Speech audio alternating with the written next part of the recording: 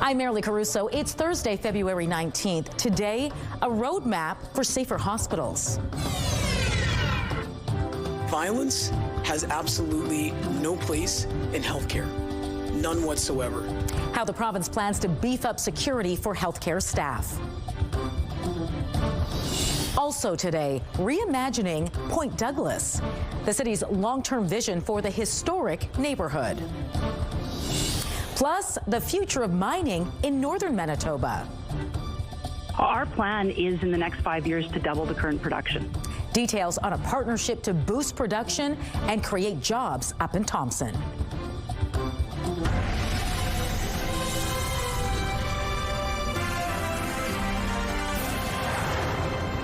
Good afternoon. Thanks for joining us. More safety officers are being deployed to hospitals across Manitoba. And according to the health minister, it's all part of a wider plan to beef up security amid violence and safety concerns. Standing by live with the details is CTV's John Hendricks. So, John, what was the big takeaway from today's announcement? It's an expansion of existing measures, Marilee. The province says it's enhancing current security measures to keep healthcare workers, patients, and visitors safe.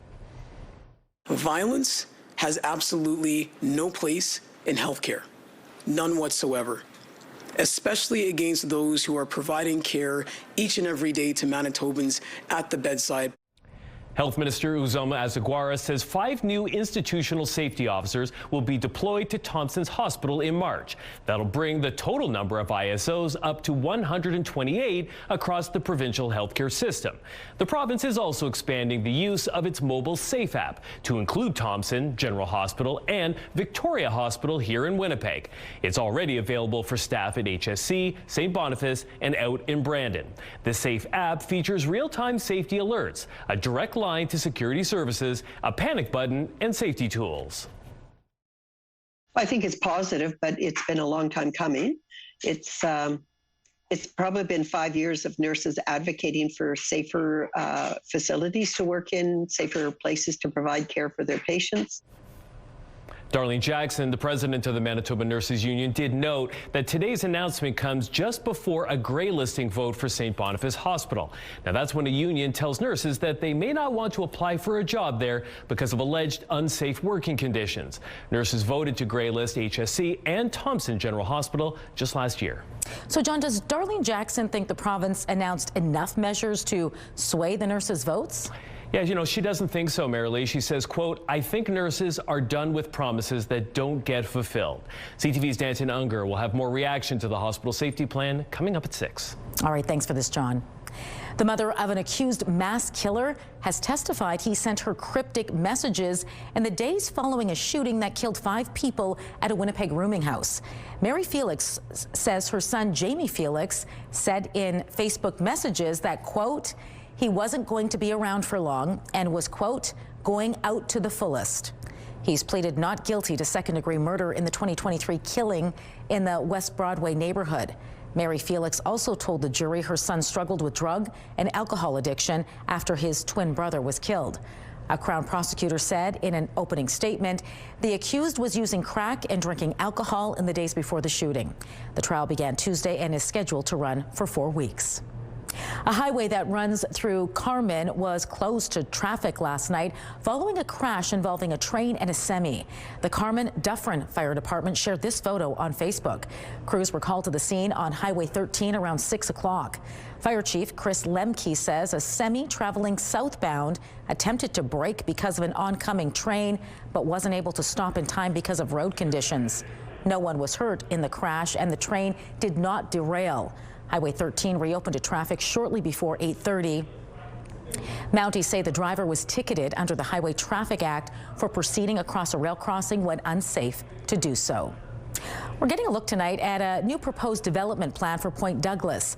The proposed plan will guide future development in North Point Douglas and a large area of South Point Douglas. It looks to transition away from industrial land uses and increase infill in existing residential areas.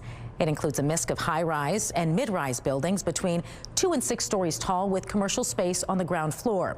Single-family homes would not be allowed in high-rise areas.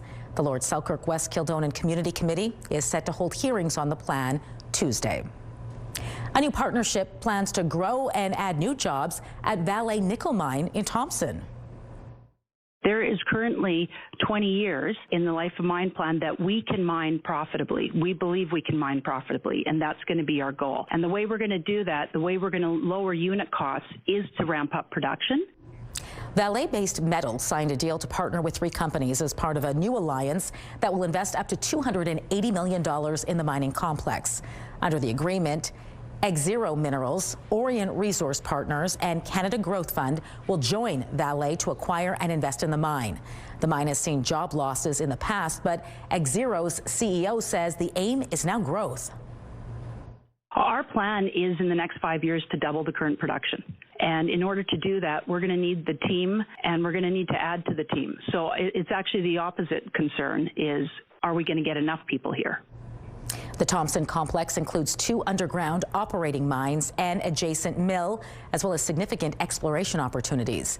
The new company will be known as Xero Nickel Co. The federal government is taking another step forward toward a potential expansion of the Port of Churchill. Ottawa, along with the Manitoba government and other partners, is launching a market-sounding study on how road, rail, and port improvements might attract more business from exporters. It will likely consult senior executives in mining, energy, grain, and other sectors to gauge interest in using the facilities with improved infrastructure. We want to see a base commodity that can power this infrastructure for the next generation. That might be LNG. It might be another product, but I am talking about LNG because I want Manitobans to start thinking about that. An expanded port could include an energy corridor and an all-weather road to Churchill. The new study is due to wrap up next month. All right, Colleen Brady joins us now with a first look at your Skywatch evening forecast. What are you tracking for us tonight, Colleen? Still some snow, just not as much. And I'll tell you what, we'll talk a little bit about snowfall totals. Put it this way, parts of southwestern Manitoba saw as much as 10 times the snow that fell here in Winnipeg. Now, not so active on the radar now, the snow that was falling out in the southwest. And in fact, the snowfall warnings, the last of them that were still in effect in the Parkland region, they have now ended. It looks more active now. The radar, satellite radar over Winnipeg. Now out at the airport, cloudy conditions are reporting, but this snow that's falling right now in the general area is going to be intermittent and tapering off to flurries as we go throughout the evening. Then it's going to get colder, folks. I will show you those forecast numbers coming up a little later on. The CTV Live Eye is brought to you by Bath Fitter, exclusive home of the PermaFit solution. In Winnipeg right now, -6 degrees, cloudy in some parts of the city. You could be seeing a little bit of light snow in others. Winds out of the north-northeast at 22 kilometers an hour, so the wind chill feels more like -14. The pressure is rising and the humidity is 82%. Out in traffic on this Thursday afternoon, a live look at the Norwood Bridge. Traffic seems to be heavy, as you might expect, peak of the rush, but moving well. No stalls or crashes to pass along anywhere in the city right now. Down the field, laying out for it, touchdown! Going and getting it, 5th of the season for Drew Wolitarsky. A fan favorite receiver is hanging up his cleats. Coming up, why he wanted to retire a Blue Bomber.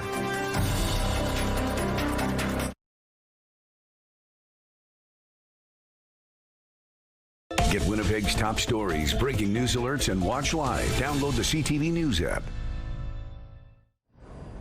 Canada recorded a trade deficit last year of $31.3 billion. BNN Bloomberg's Lindsay Biscaya has more. Apart from the pandemic, this was the widest annual shortfall on record. Data shows annual exports last year saw a drop, but a strong run-up in gold prices might have masked the true damage of the trade war. Exports of gold, silver, and platinum jumped nearly 42%. Exports to the U.S., meanwhile, fell almost 6%. And here are the closing numbers for the day. The Canadian dollar was up to end the day, sitting at 73.07.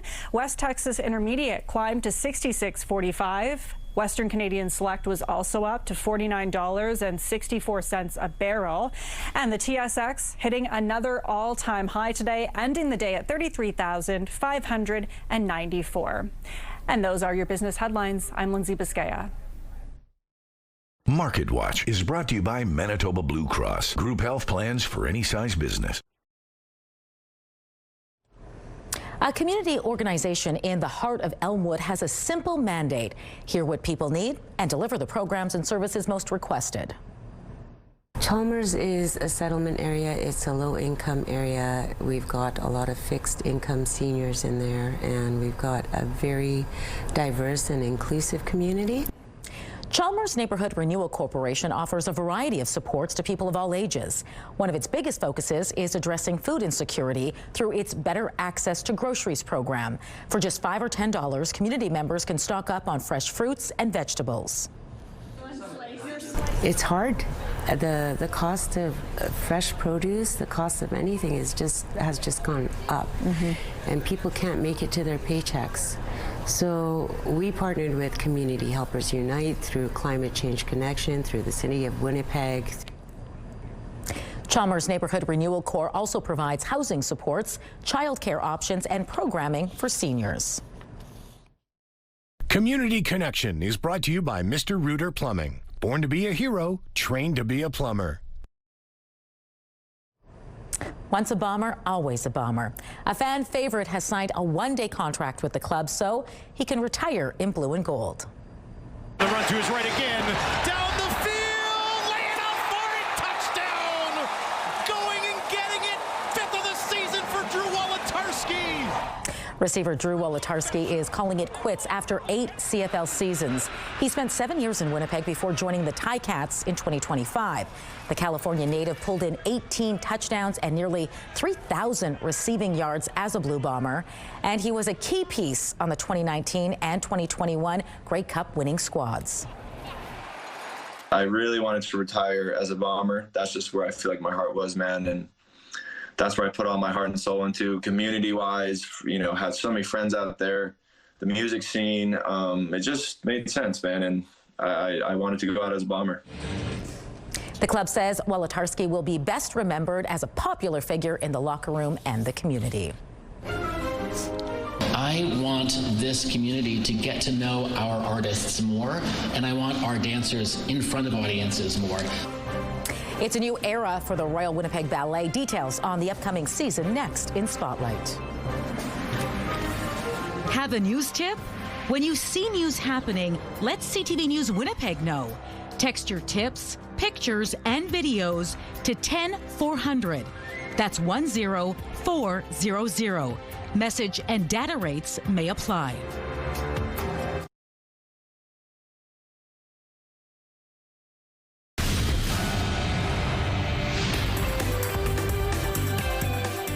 Spotlight sponsored by the Casinos of Winnipeg, presenting Straight From Me to You, the tribute to George Strait. Colleen Brady is back now for Spotlight, and we're getting a look at the beginning of a new chapter for the Royal Winnipeg Ballet. It's very exciting. A tribute to a legendary Canadian rock band, 2 new initiatives, and a beloved holiday tradition will highlight the upcoming season.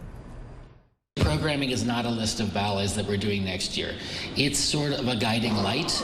It's creating a path for the future of the organization.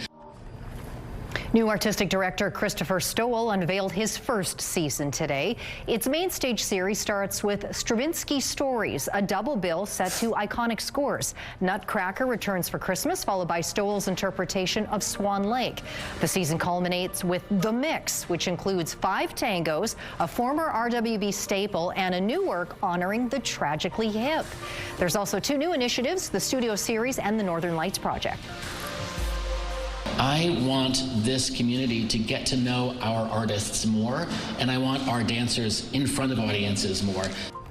The Studio Series will see the ballet collaborate with another local arts group on an intimate performance. This season, it's the U of M's jazz department. The Northern Lights Project will see artists from across Canada develop a new work together in Banff that will then be brought to life by the RWB. Subscriptions are now available with single tickets going on sale this summer. Well, get ready because evening entertainment is returning to Festival de Voyageur tonight. And here's a quick look at what's happening on the Festival grounds out at Whittier Park.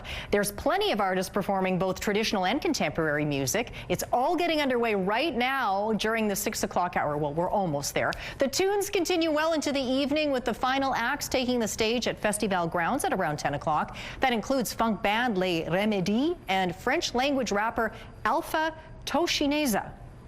And there's plenty of other activities on tap tomorrow to get you into the festival spirit. It all gets started with a pancake breakfast between 8 and 10:30 a.m. on Dussault Street. Music gets started at 9. Between 5 and 10 p.m. you can head over to the Franco-Manitoban Cultural Centre for the Emerging Métis Talent Night. And the Voyageur Games continue at the Marion Hotel starting at 7. And as always, there are tons of bands playing throughout the evening at Festival grounds. You can keep the party going into the wee hours by heading over to the Riverside on St. Mary's Avenue, where ABBA tribute band Super Trooper will take the stage at midnight. That sounds fun.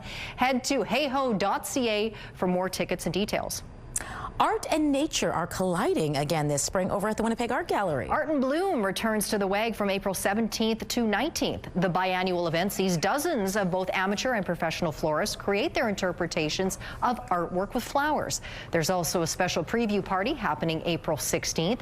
Tickets are on sale now for that, but entry to the main event is included with regular gallery admission. You can find out more by visiting wag.ca. And Miley Cyrus is returning to her roots, I understand. That's right. It's the best of both worlds. Hannah Montana is coming back.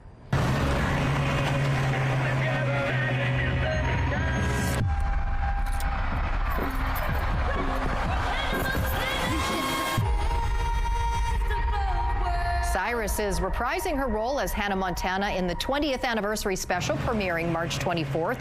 The special will be filmed in front of a live studio audience. It will also feature an interview with Cyrus led by Call Her Daddy podcast host Alex Cooper. This sounds like an adult Hannah Montana. It kind of does, doesn't it? Looks like it too. All right, thanks, Colleen. You're welcome. We all have to grow up sometime, I suppose. Your primetime lineup this Thursday starts with Next Level Chef at 7 and catch Sullivan's Crossing back at 8 and 9. It's all right here tonight on CTV. CTV Primetime Lineup brought to you by the Parkway Retirement Community. Welcome home. A live look at the Provencher Bridge. Traffic moving smoothly in both directions there. There is a little bit of light snow falling out of our studio windows here in downtown Winnipeg. Cloudy in other parts of the city right now. It's -6 degrees.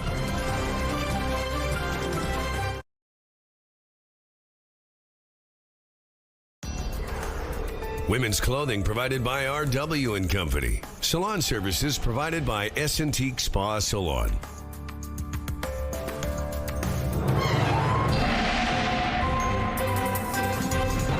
CTV Skywatch weather brought to you by South Beach Casino and Resort. Visit southbeachcasino.ca.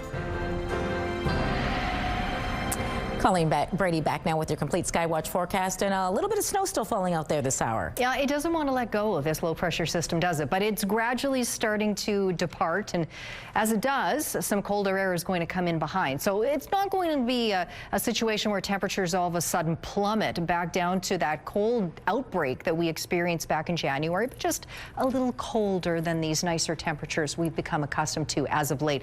A little bit of light snow showing up on the radar most vividly. You can see around Winnipeg, north into the southern Interlake and south through the Red River Valley. But here's a look at some snowfall totals from Environment Canada. Now, this was from very early this morning, so these numbers will have increased a little bit in some areas. The bulk of the snow had already fallen, including in the southwest that got hardest hit. But the Parkland region and the Manitoba Escarpment area, anywhere from 20 to 30 centimeters fell in those areas.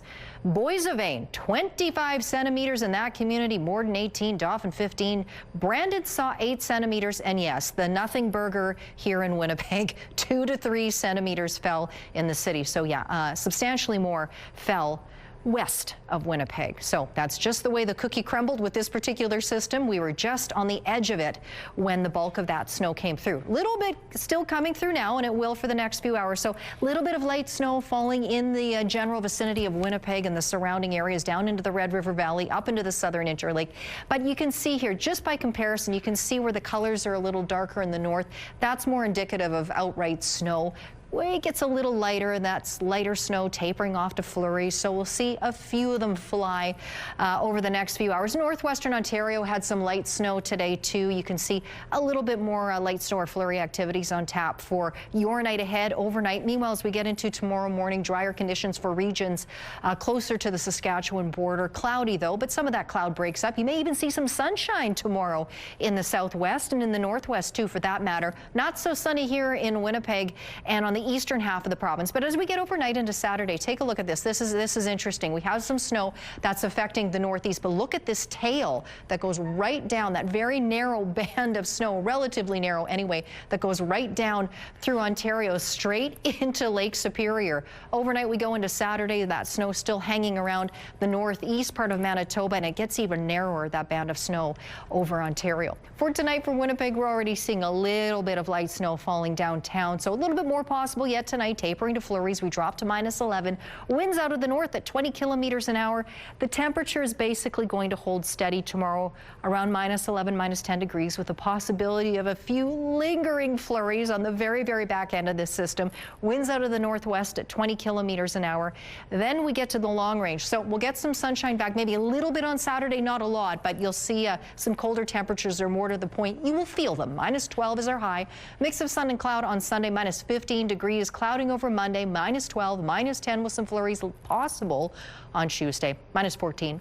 On Wednesday, under a mix of sun and cloud. Our first weather photo is a photo of Nala, who is enjoying the snow that fell here in Winnipeg. That's a great photo from Jazz and Tyson. Thank you for that one.